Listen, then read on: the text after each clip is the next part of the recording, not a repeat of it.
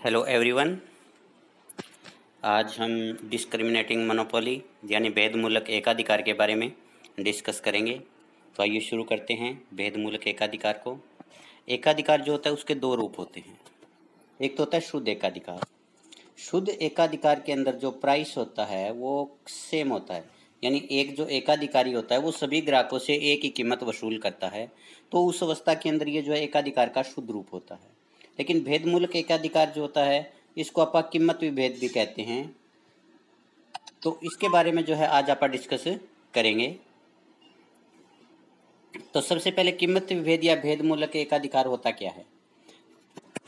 कीमत विभेद एकाधिकार की वह विशेषता होती है जिसके अंदर एक एकाधिकारी जो किसी भी वस्तु को अलग अलग कीमतों पर बेचता है, यानी जिसके अंदर कीमत को लेकर के भेदभाव करता है। जैसे उसके पास एक ग्राहक आया, उसको 10 रुपये कीमत में वस्तु दे दी, बी आया उसको 9 में दे दी वही वस्तु, और सी आया उसको जो है 10.5 रुपये में, डी आया उसको 10 रुपये में। तो इस प्रकार से ये है कि भी कुछ ग्राहकों से तो वो सेम कीमत वसूल करता है और कुछ ग्राहकों से जो है एकाधिकारी अलग अलग कीमत वसूल करता है। तो उस अवस्था को जो है भेदमूलक एकाधिकार या कीमत विभेद कहा जाता है। जब एक एकाधिकारी अलग अलग उपभोक्ताओं से एक जो वस्तु होती है उसकी एक ही कीमत न लेकर के अलग अलग कीमत लेता है, या कई बार विभिन्न उद्योगों को अलग अलग कीमत के ऊपर वस्तु बेचता है, तो उसे जो है कीमत विभेद या भेदमूलक एकाधिकार कहते हैं।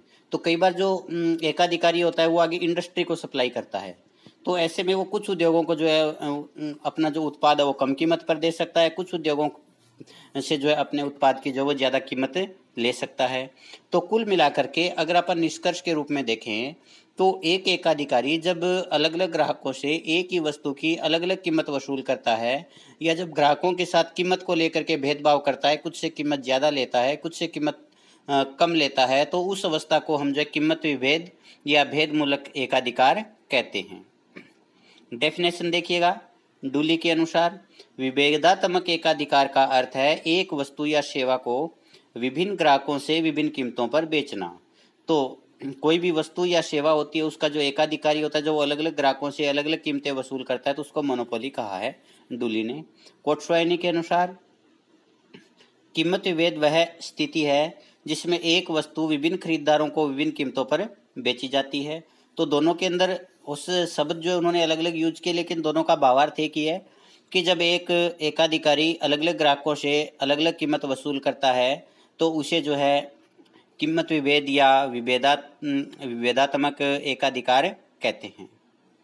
अब ये जो कीमत विभेद होता है उसके कौन कौन से प्रकार होते हैं। सबसे पहला होता है व्यक्तिगत कीमत विभेद, दूसरा होता है भौगोलिक कीमत विभेद, तीसरा होता है उपयोग कीमत विभेद, और चौथा होता है समयानुसार कीमत विभेद। तो इसके अंदर ये जो पहला शब्द है, क्योंकि कीमत विभेद का मतलब होता है कीमतों में भेदभाव करना, अलग अलग कीमत वसूल करना, तो ये जो पहला शब्द है ये हमें बता रहा है कि भी कीमत विभेद जो है किस प्रकार का है। व्यक्तिगत कीमत विभेद, अलग अलग व्यक्तियों से अलग अलग कीमत वसूल करना। भौगोलिक का मतलब अलग अलग स्थानों पर अलग अलग कीमत वसूल करना। उपयोग कीमत विभेद का मतलब कि अलग अलग उपयोगों के लिए अलग अलग वस्तु, एक ही वस्तु की अलग अलग कीमत लेना। और समय अनुसार कीमत विभेद का मतलब कि जो अलग अलग समय है, जैसे दिन का समय, रात का समय, दोपहर का समय है, तो उस समय के अंदर जो है वस्तु की अलग अलग कीमत वसूल करना। तो अब हम इनको जो है एक एक करके जो है डिटेल में देखते हैं। तो इसमें पहले है व्यक्तिगत कीमत विभेद। जब एक एकाधिकारी एक ही वस्तु या सेवा की अलग अलग व्यक्तियों से अलग अलग कीमत वसूल करता है तो उसे जो है व्यक्तिगत कीमत विभेद कहते हैं। तो अलग अलग व्यक्तियों से अलग अलग कीमत वसूल करना व्यक्तिगत कीमत विभेद। और ये कब पॉसिबल होता है? ऐसा तब होता है जब उपभोक्ताओं की अज्ञानता होती है, कि कुछ उपभोक्ताओं को जो कीमत के बारे में ठीक ठाक जानकारी नहीं होती कि भी दूसरे व्यक्ति को उसने किस कीमत पर दी है, तो उससे एक एकाधिकारी कीमत ज़्यादा भी वसूल कर सकता है। कई बार वस्तु या सेवा की जो प्रकृति होती है उसमें अंतर होता है, कि वस्तु विभेद कर देता है, उसकी पैकिंग में जो है थोड़ा अंतर हो सकता है, या जो सेवा होती है उसमें जो थोड़ा अंतर हो सकता है, तो उसके कारण भी जो है कीमत विभेद पॉसिबल होता है। नेक्स्ट होता है भौगोलिक कीमत विभेद। जो जियोग्राफिकल प्राइस डिस्क्रिमिनेशन है उसको आप देखेंगे। जब एक एकाधिकारी किसी वस्तु या सेवा की अलग अलग स्थानों पर अलग अलग कीमत वसूल करता है तो उसे भौगोलिक कीमत विभेद कहते हैं। ऐसा अलग अलग स्थानों पर वस्तु या सेवा जो उसकी मांग की लोच में अंतर के कारण होता है। जिस स्थान के ऊपर वस्तु की जो इलास्टिसिटी ऑफ डिमांड है वो इकाई से ज़्यादा है, उस स्थान के ऊपर जो कीमत कम वसूल की जाएगी, और जिस स्थान के ऊपर मांग की लोच इकाई से कम है, उस स्थान के ऊपर जो वस्तु की अधिक कीमत वसूल की जाएगी। और ऐसा तब होता है जब एक स्थान के ऊपर तो जो उत्पादक होता है वो एकाधिकारी होता है। जैसे मान लीजिए कि भी एक देश है, एक देश के अंदर एक व्यक्ति जो प्रोडक्शन कर रहा है उसकी मोनोपोली है, तो उस स्थान के ऊपर वो ज़्यादा कीमत लेगा।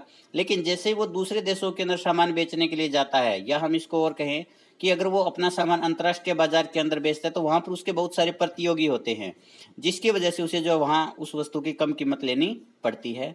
तो इस प्रकार से स्थान के अनुसार जब कीमत विभेद किया जाता है कि अलग अलग स्थानों के ऊपर वस्तु की अलग अलग कीमत ली जाती है, तो उसे जो है भौगोलिक कीमत विभेद कहते हैं। नेक्स्ट है उपयोग कीमत विभेद, यानी यूज प्राइस डिस्क्रिमिनेशन। एक ही जो वस्तु होती है उसके अनेक उपयोग हो सकते हैं, कि एक ही वस्तु या जो सेवा होती है उसको जो है अलग अलग आवश्यकताओं की पूर्ति में लगाया जा सकता है। तो जब एक एकाधिकारी जो होता है उस वस्तु या सेवा के उपयोग के अनुसार अलग अलग कीमत वसूल करता है, तो उसे जो उपयोग कीमत विभेद कहते हैं। जैसे बिजली जो है, अगर उसी बिजली का प्रयोग घरों में यूज करने के लिए किया जाता है तो उसकी जो है अलग ये दर है। अगर उसी बिजली का प्रयोग जो है उद्योगों में किया जाता है तो उसकी रेट अलग है। और अगर उसी बिजली का प्रयोग एग्रीकल्चर में किया जाता है तो उसके लिए बिजली विभाग जो है अलग कीमत वसूल करता है। तो इस प्रकार से बिजली तो वही है, लेकिन उसके उपयोग के आधार के ऊपर जो है उस वस्तु की अलग अलग कीमत वसूल की जाती है, तो उसे जो है उपयोग कीमत विभेद कहा जाता है। इसके बाद है समय अनुसार कीमत विभेद। जब एक एकाधिकारी एक ही वस्तु की या सेवा की अलग अलग समय के ऊपर अलग अलग कीमत वसूल करता है, तो उसे जो है समय अनुसार कीमत विभेद कहते हैं। जैसे एक डॉक्टर है, एक डॉक्टर से जब आप दिन में इलाज करवाने के लिए जाते हैं तो वो कम फीस लेता है, और अगर आप उसी डॉक्टर को रात के अंदर जाते हैं और रात को उससे इलाज करने के लिए कहते हैं, तो वो दिन के मुकाबले रात को जो है ज़्यादा फीस वसूल करता है। तो इस प्रकार से ये क्या है, समय के अनुसार कीमत विभेद है। इसी प्रकार से जैसे अगर हम पुराने समय की बात करें तो उस समय जो है ये जो सेल्यूलर कंपनियां थी, ये जो है कॉल रेट अलग अलग वसूल करती थी। दिन के अंदर कॉल रेट ज़्यादा होता था, और रात के समय जो है कुछ कंपनियां हाफ कॉल रेट के ऊपर जो है वो सर्विसेज प्रदान करती थी। तो उसे हम जो है वो समय अनुसार कीमत विभेद कहेंगे। तो अलग अलग समय के ऊपर अलग अलग कीमत वसूल करना, उसे जो है समय अनुसार कीमत विभेद कहा जाता है। नेक्स्ट आता है कीमत विभेद की श्रेणियाँ।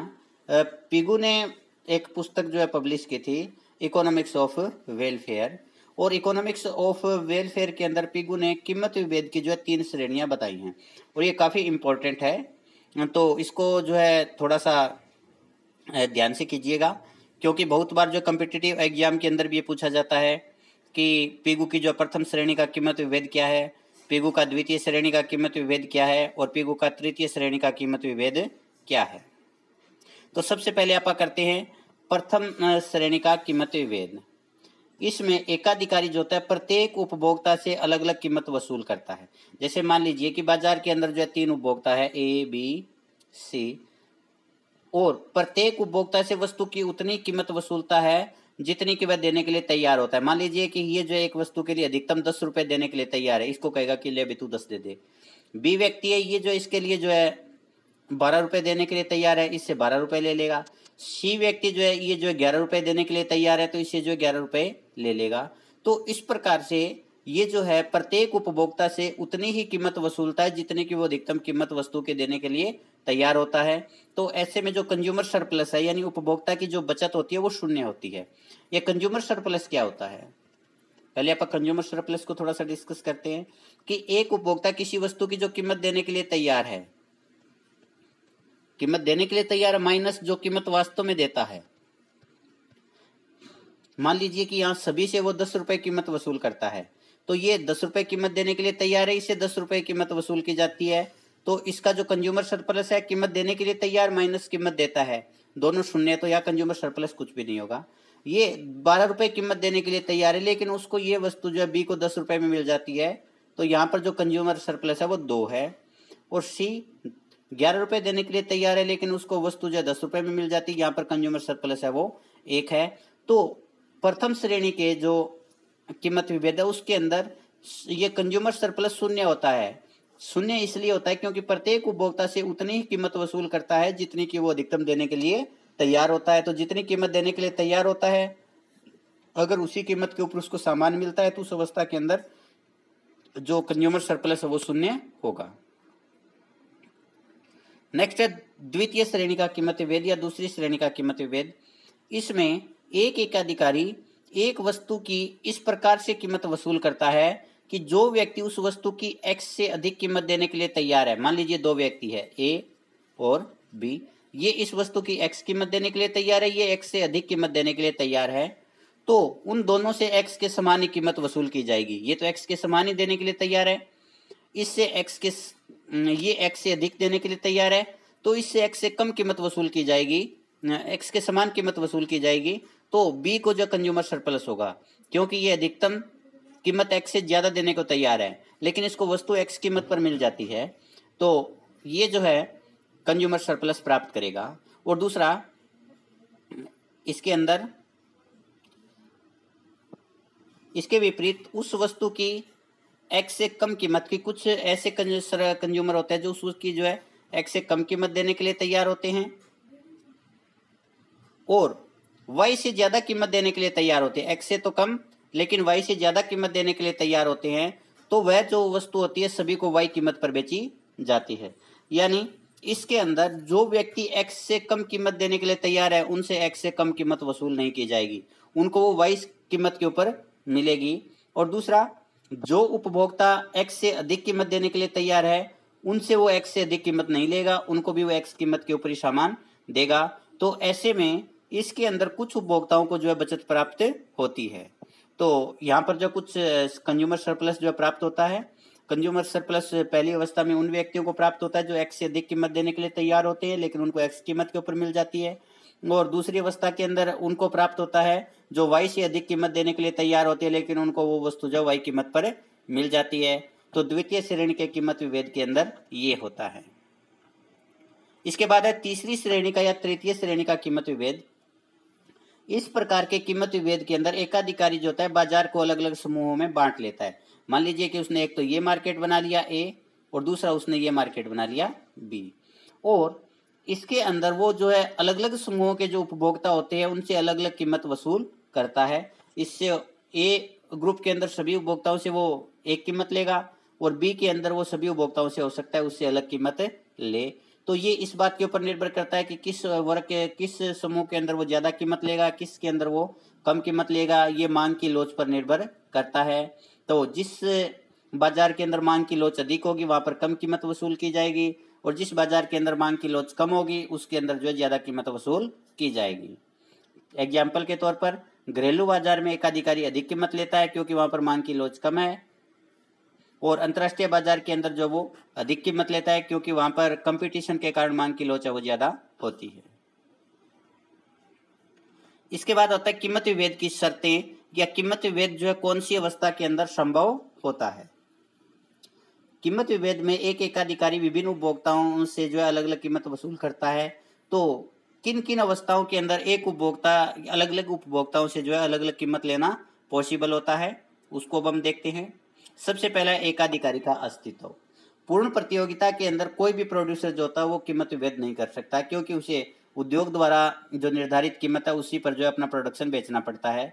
लेकिन एकाधिकारी के अंदर क्योंकि उसका कोई राइवल नहीं है, उसका किसी के साथ में कोई कंपटीशन नहीं है, तो जहां पर एकाधिकार होता है वहां पर जो है कीमत विभेद संभव होता है। दूसरा होता है पृथक बाजार। पृथक बाजार का मतलब क्या होता है, आप ए और बी दोनों बाजार अलग कर रहे हो। दोनों के अलग होने का मतलब क्या है कि अगर ए बाजार में वस्तु सस्ती है तो बी वाले जो उपभोक्ता है वो इधर नहीं जाएंगे, तब बाजार अलग होगा। अगर बी वाले उपभोक्ता ए बाजार में जाकर के सामान खरीद लेते हैं तो ऐसे में ये बाजार का पृथक्करण नहीं होगा। दूसरा, बी बाजार में, ए बाजार में वस्तु सस्ती है, अगर यहाँ के उत्पादक उस वस्तु को महंगे वाले बाजार यानी बी में ला करके बेचने में कामयाब हो जाते हैं तो ये भी बाजार का पृथक्करण नहीं है। तो कीमत विभेद कब संभव होगा? जब हम इन दोनों बाजारों को अलग अलग कर देते हैं। अलग अलग करने का मतलब ये है कि सस्ते बाजार से वस्तु महंगे बाजार में ना जा पाए और जो ग्राहक है वो सस्ती जहाँ पर वस्तु मिलती है उस स्थान के ऊपर जा करके सामान ना खरीद पाए, तो उस अवस्था के अंदर जो है बाजार पृथक्करण होता है। तो जहाँ पर बाजार को पृथक करना, अलग अलग करना संभव होता है, वहाँ पर जो होता है कीमत विभेद आसानी से किया जा सकता है। अगर ये बाजार पृथक्करण संभव नहीं है तो वहाँ पर कीमत विभेद भी पॉसिबल नहीं होगा, क्योंकि जहाँ पर आप कम कीमत बेच रहे हो उपभोक्ता वहाँ से आकर सामान ले लेंगे, या जहाँ पर आप ज़्यादा कीमत ले रहे हो तो वहाँ पर वस्तु जो है चली जाएगी। तो इस प्रकार से जो है कीमत विभेद संभव नहीं होगा। नेक्स्ट है मांग की लोच में अंतर। कीमत विभेद के लिए जरूरी होता है कि भी अलग अलग बाजारों के अंदर वस्तु की मांग की लोच अलग अलग होनी चाहिए। अगर दोनों बाजारों के अंदर मांग की लोच समान होती है तो उस अवस्था के अंदर जो होता है कीमत विभेद पॉसिबल नहीं होता, क्योंकि जब मांग की लोच अगर दोनों बाजारों के अंदर एक समान होगी तो दोनों बाजारों के अंदर जो है सीमांत आय भी समान होगी, तो उस अवस्था के अंदर जो होता है कीमत विभेद संभव नहीं होता। तो जिस बाजार के अंदर मांग की लोच जो है इकाई से अधिक होगी उसके अंदर जो है उपभोक्ता जो है वो कम कीमत लेगा, क्योंकि कम कीमत लेने पर मांग में ज़्यादा वृद्धि होगी और मांग में ज़्यादा वृद्धि होने के कारण जो है वो बाजार के अंदर सामान ज़्यादा बिकने से उसकी आय में वृद्धि होगी। इसके विपरीत जिस बाजार के अंदर मांग की लोच कम है वहाँ पर जो है वो अधिक कीमत लेगा, क्योंकि कीमत ज़्यादा लेने पर भी मांग में ज़्यादा कमी नहीं होती, क्योंकि मांग की लोच इकाई से कम लोचदार है, जिसके कारण जो है उसकी आय में ज़्यादा कमी नहीं होगी बल्कि आय जो है पहले से बढ़ेगी। और तो इस प्रकार से अगर दोनों बाजारों के अंदर या अलग अलग स्थानों पर या अलग अलग बाजारों के अंदर मांग की लोच में अंतर होता है तो उस लोच में अंतर के आधार पर जो कीमत विभेद किया जाता है। जहाँ पर मांग की लोच इकाई, जहाँ पर मांग की लोच जो वो अधिक होगी वहाँ पर कम कीमत, और जहाँ पर मांग की लोच कम होगी वहाँ पर अधिक कीमत वसूल की जाएगी। नेक्स्ट होता है विभाजन खर्च और उप विभाजन का खर्चा न्यूनतम होना चाहिए। अब देखिए जब एक उपभोक्ता उत्पादक जो होता है वो दोनों बाजारों को अलग करता है, तो ऐसे में जैसे मान लीजिए ए बाजार के अंदर उसे अपनी शॉप खोलनी पड़ेगी, शोरूम खोलना पड़ेगा, उसके सेलर यहाँ पर होंगे, तो इसके कारण उसकी जो है कॉस्ट बढ़ेगी। अब मान लीजिए कि पर इकाई ये लागत 2 रुपये आती है, ये इन्होंने बाजार को अलग किया तो उसकी लागत जो है 2 रुपये ज़्यादा आई।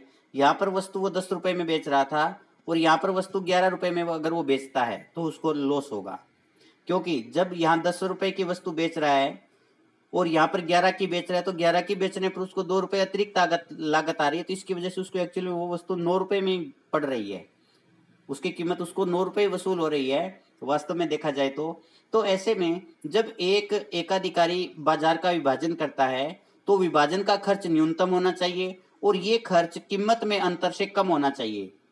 कि यहाँ से उसने 10 रुपये की वस्तु बेची, यहाँ पर वो 15 रुपये की वस्तु बेच रहा है, तो ऐसे में इनके बीच में जो अंतर है वो 5 रुपये का अंतर है कीमतों में, जबकि लागत में अंतर केवल 2 रुपये का है, तो उसको 3 रुपये का जो फायदा होगा बाजार के पृथक्करण से। तो इस प्रकार से बाजार का पृथक्करण करते समय ये ध्यान रखना चाहिए कि बाजार के पृथक्करण का जो खर्चा है वो न्यूनतम होना चाहिए और ये कभी भी दोनों बाजारों में कीमतों के अंतर से ज़्यादा नहीं होना चाहिए। अगर दोनों बाजारों के कीमतों में अंतर है उससे अगर ये पृथक्करण का खर्चा ज़्यादा है तो एकाधिकारी को ये बाजार के पृथक्करण का कोई फायदा नहीं होगा। नेक्स्ट होता है ऑर्डर पर वस्तु बनवाना। जब कोई भी व्यक्ति ऑर्डर के ऊपर वस्तु बनाता है, इसका मतलब पहले से बनी हुई वस्तु नहीं ले रहा, वो उससे कुछ हट करके अपनी पसंद की वस्तु बनवाना चाहता है, तो उस अवस्था के अंदर जो होता है उत्पादक उससे जो बनी बनाई पहले से उसके पास में जो वस्तुएं बनी हुई है उससे ज़्यादा कीमत वसूल करता है। तो जब कोई व्यक्ति ऑर्डर के ऊपर वस्तु बनवाता है तो उस अवस्था के अंदर जो कीमत विभेद संभव होता है। नेक्स्ट वस्तु विभेद। कीमत विभेद वस्तु विभेद की अवस्था में भी संभव होता है। अगर एक ही समान वस्तु है तो उस अवस्थाओं के अंदर जो होता है अलग अलग कीमत वसूल करना मुश्किल होता है, क्योंकि उपभोक्ता यही कहेगा कि यही वस्तु जो है दूसरे व्यक्ति को आपने इस कीमत पर दी थी, वस्तु समान है तो आप मुझसे ज्यादा कीमत कैसे ले सकते हो। लेकिन अगर वस्तुओं में थोड़ा सा भी अंतर होता है तो दुकानदार आसानी से कीमतों में अंतर कर सकता है। दुकानदार उसको कहेगा कि भाई ये वस्तु जो है वो थोड़ी सी इसकी क्वालिटी जो कमजोर है, इसकी पैकिंग जो है वो ठीक नहीं है, तो ऐसी अवस्था के अंदर जब वस्तु विभेद होता है तो वस्तु विभेद के कारण जो कीमत विभेद आसानी से किया जा सकता है। नेक्स्ट होता है उपभोक्ता का व्यवहार। कई बार उपभोक्ता जो होते हैं किसी विशेष स्थान से वस्तु को खरीदना अपने लिए मान सम्मान की बात मानते हैं, उससे उनका जो स्टैंडर्ड तय होता है। तो उस स्थान के ऊपर अगर कोई भी उपभोक्ता जो होता है वो उत्पादक जो होता है वो ज्यादा कीमत वसूल करेगा, क्योंकि पता है कि इस स्थान के ऊपर जो लोग आ रहे हैं वो वस्तु की बजाय अपने स्टैंडर्ड के लिए आ रहे हैं, इसलिए वो आसानी से ज्यादा कीमत देने के लिए तैयार हो जाते हैं। इसके विपरीत अगर कोई सामान्य स्थान है तो सामान्य स्थान के ऊपर जो कोई भी उत्पादक है वो उसी वस्तु की जो है कम कीमत लेता है। जैसे अगर आप चंडीगढ़ के अंदर सेक्टर 17 की बात करते हैं तो प्रत्येक व्यक्ति जो है अपने लिए सेक्टर 17 को जो है एक स्टेटस सिंबल मानता है। तो जो वस्तु अन्य स्थानों पर कम कीमत में मिलती है वही वस्तु जो है सेक्टर 17 में आपको जो है दुगनी कीमत के ऊपर मिलेगी, क्योंकि ये केवल और केवल स्टैंडर्ड का फर्क है। तो इस प्रकार से अगर उपभोक्ता का व्यवहार ऐसा होता है कि वो किसी विशेष स्थान से वस्तु खरीदना पसंद करता है तो उस समय जो है कीमत विभेद किया जा सकता है। नेक्स्ट आता है कि कीमत विभेद जो है किस अवस्था में लाभदायक होता है। कोई भी जो वस्तु होती है उस वस्तु के अंदर जो है कीमत विभेद केवल उसी समय जो है लाभदायक होता है जब अलग अलग बाजारों के अंदर मांग की लोच अलग अलग हो। अगर दोनों बाजारों के अंदर मांग की लोच समान है तो उस अवस्था के अंदर कीमत विभेद का कोई फायदा नहीं होगा, क्योंकि मांग की लोच समान होने के अंदर दोनों के अंदर जो है सीमांत आय भी समान होगी। यदि मांग की लोच दोनों बाजारों में अलग अलग है, मान लीजिए ए और बी बाजार है, तो दोनों बाजारों के अंदर उनका एमआरबी अलग अलग होगा, यानी मार्जिनल रेवेन्यू अलग अलग होगा, सीमांत आय अलग अलग होगी। तो जिस बाजार के अंदर मार्जिनल रेवेन्यू कम है उस बाजार से वस्तु को अधिक मार्जिनल रेवेन्यू वाले बाजार के अंदर बेचने से लाभ होगा, और ऐसा वो तब तक करता रहेगा जब तक कि दोनों बाजारों के अंदर एमआर समान ना हो जाए। तो जैसे एमआर ए ग्रेटर देन एमआर बी, तो ऐसे में मार्जिनल रेवेन्यू अगर ए में ज़्यादा मिल रहा है उसको, तो इसका मतलब ये जो वस्तु है वो ए बी में न बेचने के बजाय ए में बेचेगा, और ये कब तक ऐसा करता रहेगा जब तक कि दोनों बाजारों के अंदर सीमांत आय बराबर ना हो जाए। अब हम इस चीज़ को एक एग्जाम्पल के द्वारा समझते हैं। मान लीजिए कि हमारे पास में दो बाजार है ए और बी। दोनों बाजारों के अंदर वस्तु की जो कीमत है वो 10 रुपये है। ए बाजार के अंदर मांग की लोच 2 है और बी बाजार के अंदर मांग की लोच 5 है। तो आप सीमांत आय निकालते हैं। पहले हमें पता है सीमांत आय का फार्मूला क्या होता है, M R is equal to A या A R into elasticity of demand minus 1 upon elasticity of demand. तो ए आर यानी कीमत कितनी है 10 ए बाजार के अंदर, और ए बाजार के अंदर कीमत की मांग की लोच कितनी है 2 माइनस 1/2। अगर आप इसको आगे सोल्व करते हैं तो 2 में से 1 गया 1, तो 1/2 गुणा 10 यानी 5 आ जाएगा। तो ए बाजार के अंदर वस्तु की कीमत जो वो 5 है उसकी, और बी बाजार के अंदर आप देखते हैं क्योंकि वहां पर मांग की लोच है वो 5 है बी बाजार में, तो मांग की लोच का formula A R into elasticity of demand minus 1 upon elasticity of demand. तो कीमत दोनों बाजारों में क्योंकि हमने देख लिया 10 रुपये है, तो 10 गुणा मांग की लोच कितनी है 5 माइनस 1/5, तो ये कितना हो जाए 10 गुणा 4/5। तो ऐसे में 5 दूनी 10, तो 2 चौके 8। तो ऐसे में बी बाजार के अंदर वो जो है 8 रुपये में वस्तु बेच रहा है। तो इस प्रकार से जब दोनों बाजारों के अंदर मांग की लोच अलग अलग है तो दोनों बाजारों के अंदर जो है मार्जिनल रेवेन्यू भी अलग अलग होगा।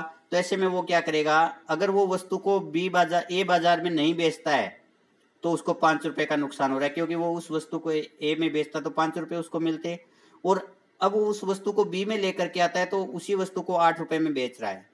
तो ऐसे में उसको कितने रुपए का फायदा होता है, 3 रुपये का फायदा होता है, क्योंकि बी बाजार में बेचने से उसको नुकसान जो फायदा हुआ 8 रुपये, ए बाजार में नए बेचने से उसको लॉस हुआ 5 रुपये का। तो दोनों का जो अंतर है, दोनों के एमआर में अंतर है वो 3 रुपये का है। तो इस प्रकार से ये जो है बी बाजार के अंदर वस्तुओं को तब तक लेकर के आता रहेगा जब तक M R A is equal to M R B ना हो जाए, यानी दोनों बाजारों के अंदर मार्जिनल रेवेन्यू बराबर ना हो जाए। तो इस प्रकार से कीमत विभेद उस अवस्था में संभव होता है जब दोनों बाजारों के अंदर मांग की लोच अलग अलग होती है। इसके साथ अपना टॉपिक समाप्त होता है। धन्यवाद।